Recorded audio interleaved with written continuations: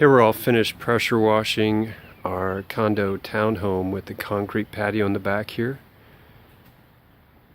And it had this fiberglass lattice. Pressure washed all the fiberglass lattice, had a lot of mildew on it. Brightened the gutters here.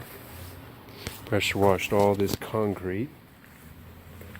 Even pressure washed these gutter pads. And then we pressure washed all the vinyl siding, brightened all the gutters, and we will be coming back to do a window cleaning inside and out. And the customer also had us take out the screens and wash out the tracks and sills, which is a really good way to have a pressure washing done.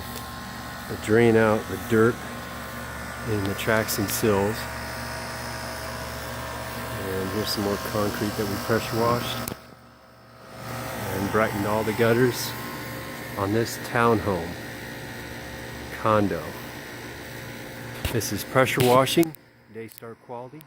You can find us on the websites godaystar.com and thedecguy.com.